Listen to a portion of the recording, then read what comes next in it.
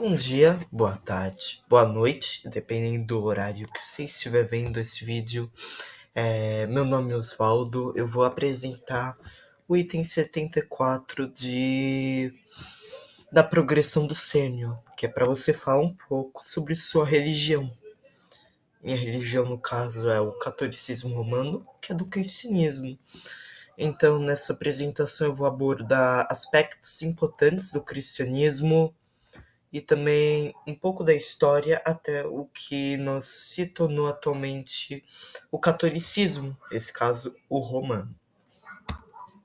Os temas que eu vou abordar hoje, tá? Mas primeiramente, o que é cristianismo? O cristianismo é a crença que se acredita que Jesus veio à Terra e encarnou como Filho de Deus. Então, Jesus, também entendendo um pouco da teologia judaica, que eles acreditam que o Messias vai vir ao mundo para reconstruir o Templo de Jerusalém. Esse caso, o Messias, por cristianismo, já veio, e nesse caso é Jesus. E que não é simplesmente um mensageiro ou só um Messias, mas sim Filho de Deus. Ele foi concebido pelo Espírito Santo, então a sua mãe Maria não concebeu ele através do parto carnal, mas sim ela não ficou grávida por um outro homem, mas sim pelo Espírito Santo.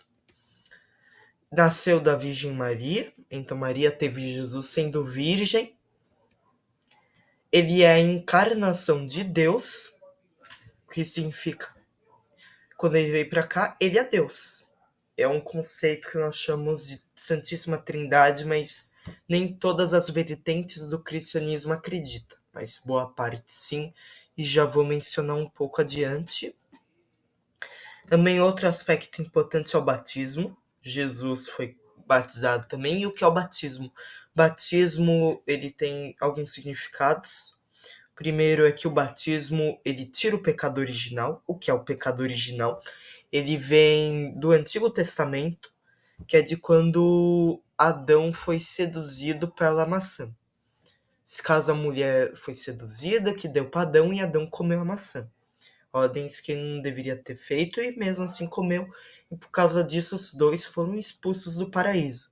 Esse é o que nós chamamos de pecado original, que a partir disso Adão condenou a humanidade à mortalidade e a outros aspectos. E nesse caso, o batismo tira esse pecado.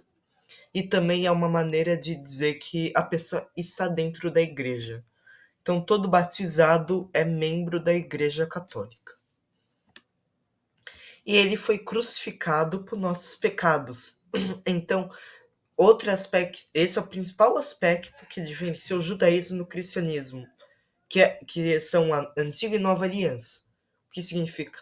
O judaísmo ainda acredita que a antiga aliança, para eles ainda é a aliança atual, que é a aliança que foi instituída no Antigo Testamento através de Abraão, ainda está acontecendo. Então eles ainda são circunstanciados, eles ainda têm vários aspectos que eles têm que cumprir, como não aparar a barba.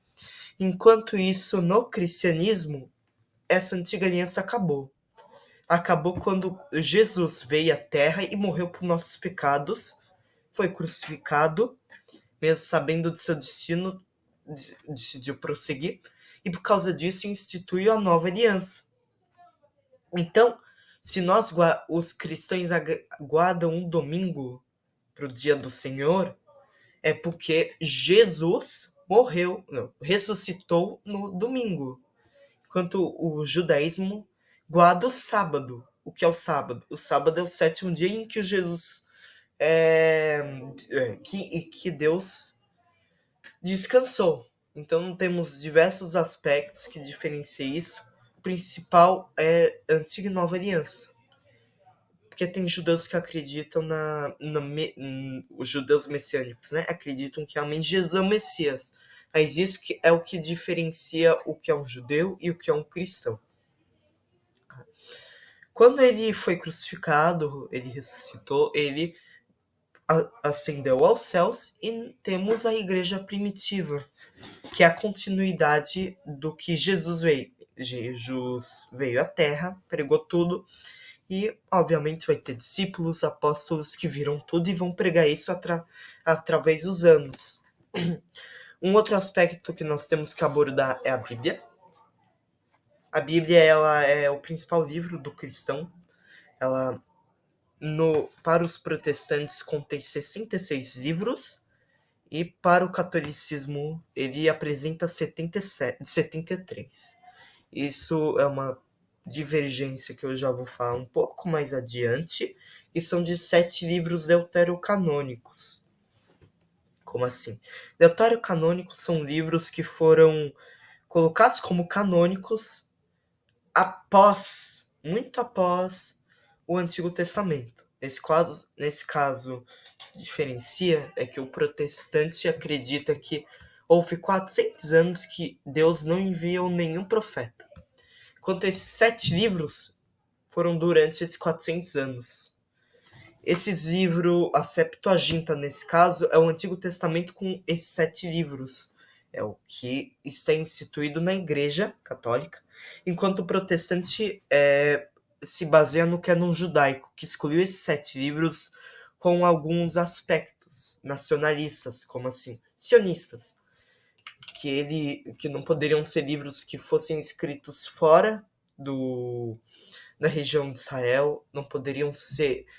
Todos os livros que não fossem escritos em hebraico deveriam ser excluídos, mesmo que algum desses deuterocanônicos originalmente foram sim escritos em hebraico, e que eles foram colocados quando um faraó queria que o Antigo Testamento, nós fala a Bíblia, mas é apenas o Antigo Testamento, ainda não existia o Novo, queria que o Antigo Testamento, a Bíblia no caso, fosse colocada na Biblioteca de Alexandria. Então, Septuaginta vem dos 70 rabinos que traduziram a Bíblia. Continuando. 12 apóstolos saíram para peregrinar, que foram os diversos que foram contados através do Novo Testamento. Esse caso de 11 a 13, como assim? Originalmente foram 12, mas Judas Iscariotas se matou por arrependimento. Então os apóstolos elegeram um novo apóstolo. Esse caso, Santo Estevão, que foi o primeiro mártir da igreja. Eu já vou abordar um pouco mais adiante o que é um mártir, o que é um santo. E 13, se nós contar que Maria foi apóstola de Jesus, por ela ter visto tudo, de ser testemunha de tudo, mesmo que não seja uma apóstola de sacerdócio. A igreja primitiva, que foram os primeiros cristãos, eles tinham um culto proibido, o que significa, no Império Romano, que é onde surgiu, Israel era ainda região da Palestina, no caso, que é mais historicamente correta de se abordar, eram proibido qualquer outro culto de religiões a não ser a do Império Romano. Então muitos cristãos foram perseguidos. Foi aí que nasceu a cultura de santos e mártires, que esses cristãos veneravam essas pessoas que morreram em nome da igreja e acreditavam que eles poderiam interceder com base numa passagem de Macabeus, que é um livro deuterocanônico, que eles poderiam interceder e facilitar a nossa comunicação com Deus. Então, muitas das relíquias que foram criadas nessa época nada mais que não são objetos de adoração, mas sim de veneração, porque poderiam facilitar a nossa comunicação com Deus para possíveis intercessões, milagres. Então, quando nós falamos que um santo tem um milagre confirmado, é porque ele intercedeu com sucesso para alguém. A tradição apostólica em Roma, então, os protestantes não acreditam que Pedro foi para Roma, enquanto isso a tradição apostólica, muitos dos relatos dos primeiros bispos, inclusive de papas, bispo da Cesareia, por exemplo, Eusébio, confirmou com alguns relatos.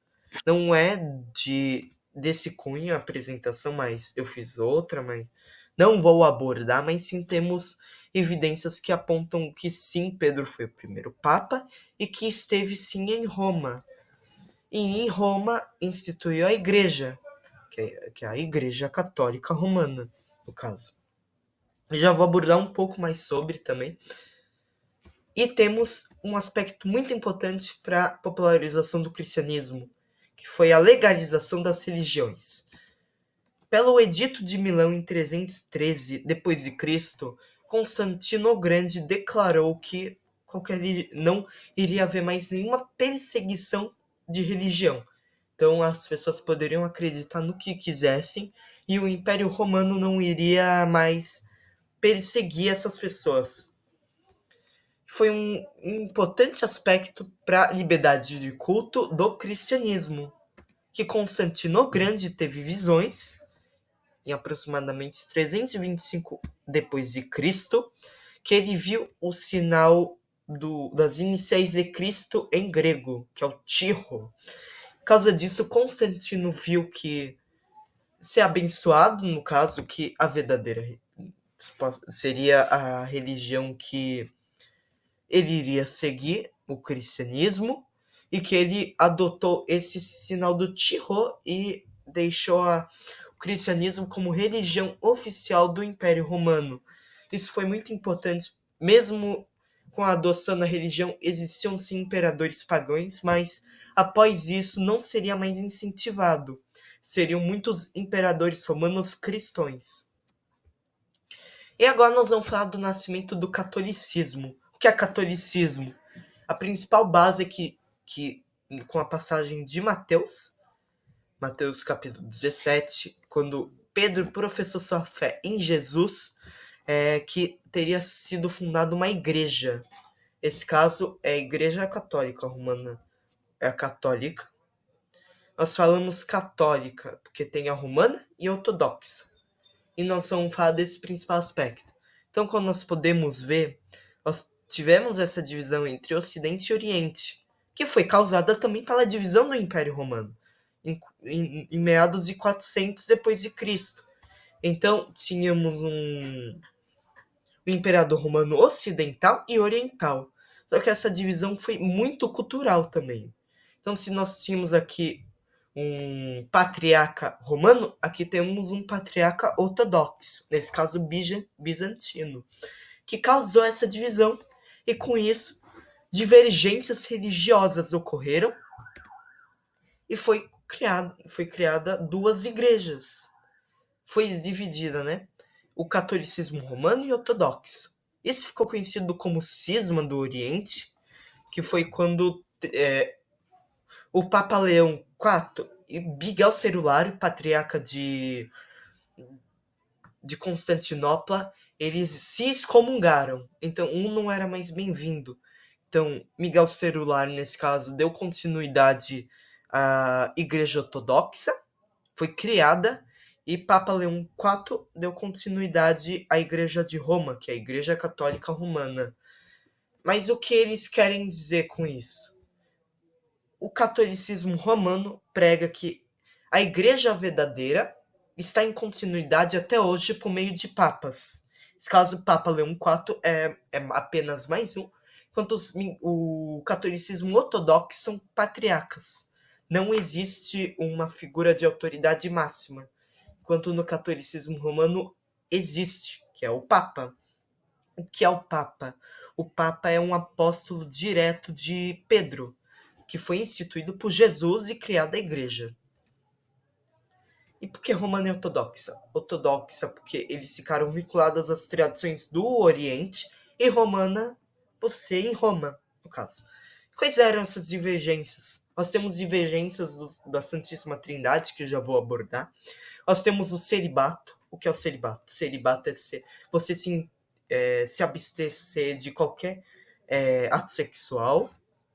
Nesse caso, você se abstém de praticar qualquer ato, enquanto o celibato no catolicismo romano é obrigatório ao sacerdócio. Então, os sacerdotes do rito romano não podem se casar, mesmo que temos igrejas católicas que acreditam na autoridade de Roma atualmente, que podem sim o casamento.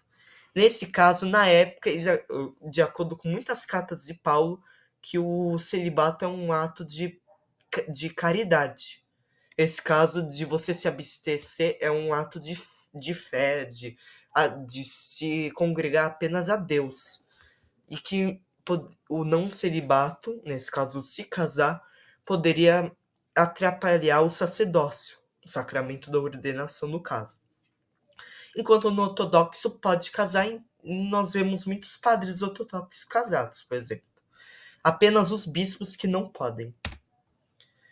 Temos a diferenciação de igreja e Estado. Enquanto na ortodoxia a igreja, o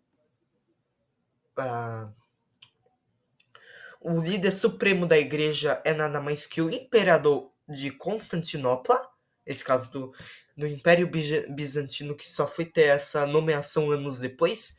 Na igreja católica existe igreja e Estado, mesmo que a igreja naquela época influenciasse muito o Estado, com muitos imperadores católicos, romanos no caso.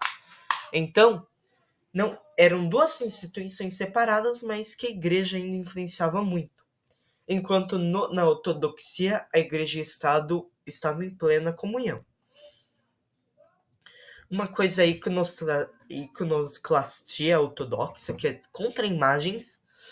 Os ortodoxos veneram imagens também, mas eles são contra as imagens de aquelas 3D. Vou falar 3D e 2D para ser mais fácil. Eles só veneram santos por meio de imagens, literalmente. Enquanto no catolicismo temos as imagens de gesso, mas os dois não têm diferença nenhuma, veneração ao santo, ao mártir, que tem suma importância e tem até obras de fé que a gente pode se inspirar como católico, como ortodoxo ou como cristão. Agora eu vou falar sobre a Santíssima Trindade. O que é a Santíssima Trindade? A trindíssima também, a crença na trindíssima é que acredita que o Pai, Deus Pai, o Deus cristão que criou tudo, o Filho, Jesus Cristo e o Espírito Santo, que é o Espírito purificador, que também guia a gente, seriam nada mais nada menos que a mesma pessoa. Então Pai, Filho e Espírito Santo, nada mais nada menos que são Deus. Pai não é Filho, Filho não é Espírito Santo não é Pai. Todos são Deus. São 3 pessoas na figura de um Deus. E essa também é uma divergência da ortodoxia e do catolicismo romano. Que a ortodoxia prega que o Pai que sucede o Espírito Santo. Ele que faz o Espírito Santo. E que por meio dele sucedendo o Espírito Santo, o Filho recebe também. Enquanto no catolicismo romano é a relação entre Pai e Filho que cria o Espírito Santo. Essa é a principal diferenças na crença do Espírito Santo. E eu vou abordar agora sobre o catolicismo romano, que é a minha fé. O que é catolicismo romano? É a igreja que se manteve em Roma e por meio dos papas manteve essa continuidade e até hoje prossegue por meio do Papa Francisco. Ela foi fundada por Cristo. Aqui é uma foto não é uma foto, mas uma foto de uma estátua de Jesus entregando as chaves à igreja. Não é simbólico, mas sim é real o que aconteceu. Ele entregou a Pedro. Pedro foi instituído como quem iria continuar a igreja de Cristo, mesmo que não existisse ainda o nome Papa. Ele ainda foi um servo de Jesus que foi prosseguindo a igreja. Nesse caso, a igreja católica. Foi apenas depois de alguns anos que foi instituído o nome de Papa, mas já existia o nome de presbíteros, bispo, por exemplo, já tinham bispos instituídos. Papa é representante de linha direta de Pedro, foram eleitos ao decorrer dos anos, temos 320 e pouco papas atualmente que já passaram por todos esses anos de igreja, nesse caso 2 milênios. A igreja é parte de Cristo, então a igreja acredita que todos que não estão em comunhão com a igreja recusam a Cristo, porque Cristo que fundou a igreja. Temos os santos e mártires. O que são? são pessoas veneráveis, pessoas tanto obras de fé, tanto fé. Então, são tantas obras de fé que fizeram essas pessoas serem veneráveis. E qual a diferença de santo para mártir? Mártir é aquela pessoa que morre pela fé. Então, nem todo mártir é santo. Por exemplo, provavelmente todos os cristãos que morreram nas cruzadas, muitos cavaleiros, como os cavaleiros templários, são mártires, mas não necessariamente santos.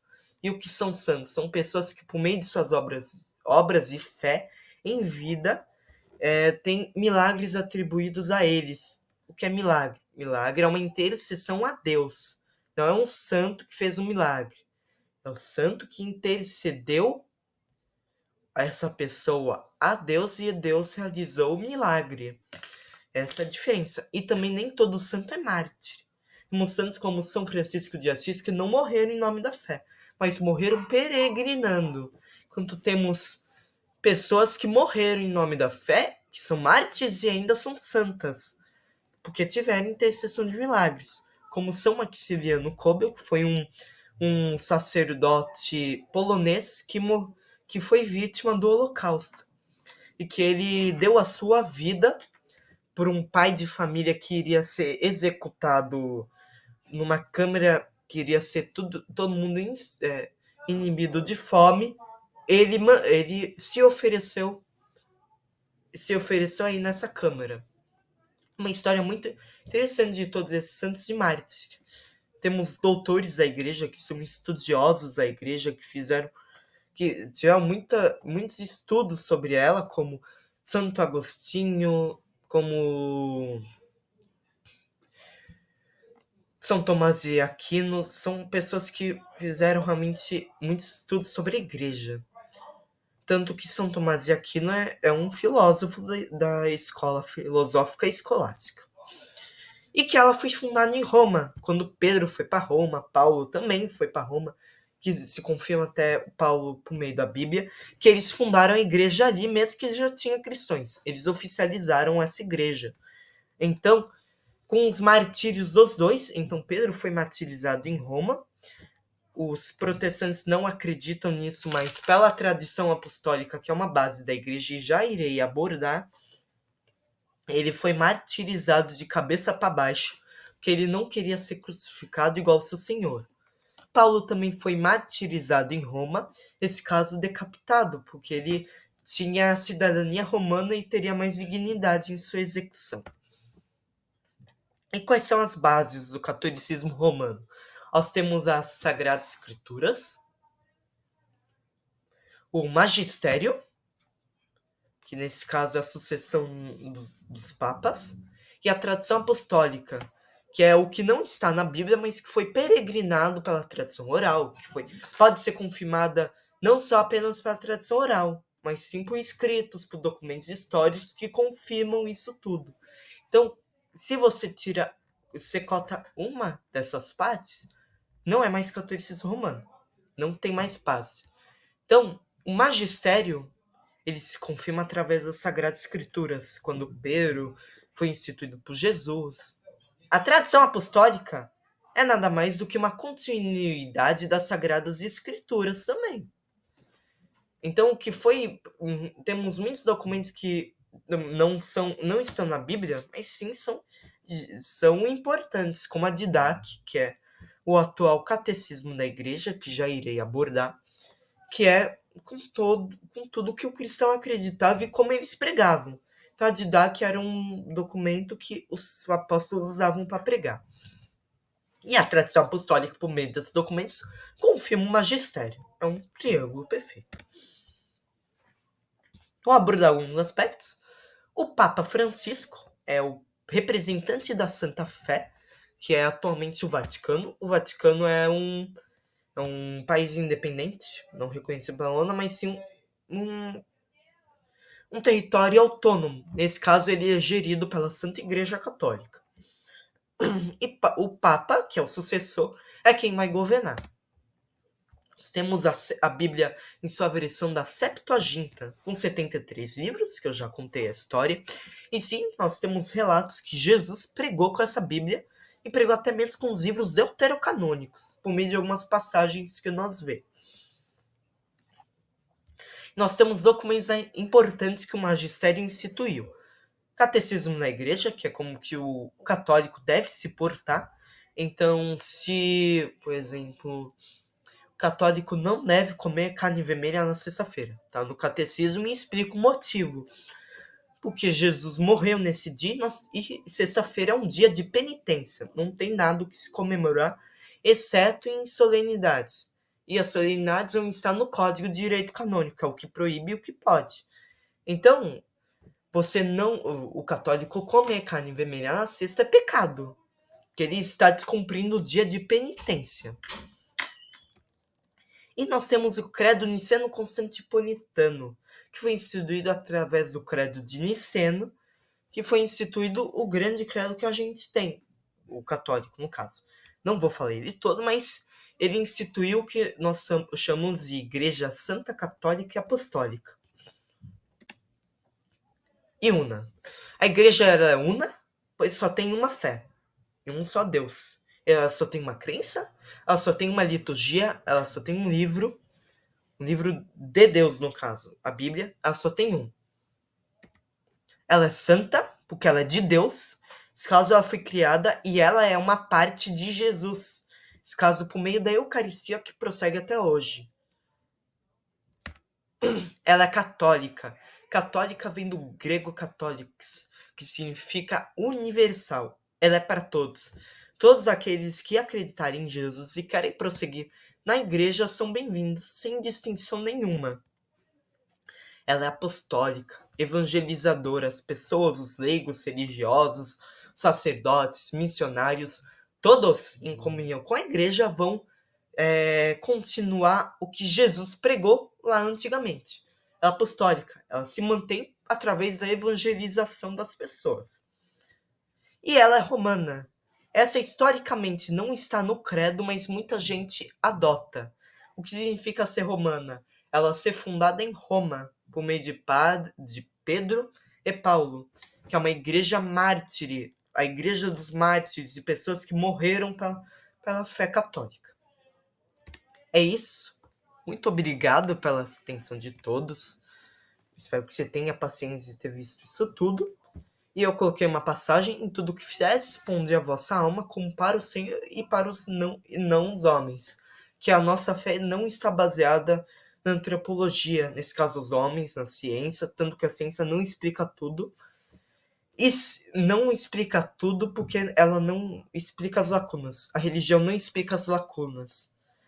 Porque a ciência pode ainda explicar ou não, mas sim é uma pátia separada. Religião e fé são coisas diferentes. Ciência e fé são coisas diferentes. Obrigado pela atenção, é isso. Eu vou deixar os slides na descrição com todas as referências bibliográficas que eu usei para construir essa apresentação e todas as imagens que foram usadas nessa apresentação. Nós temos as imagens da Bíblia, do Catecismo e os sites, se você quiser adquirir algum. Também vou deixar um documento que eu escrevi para essa apresentação. Não tem tudo que eu falei, mas tem tudo nas referências bibliográficas. É isso, vá com Deus, que a paz do Senhor esteja convosco.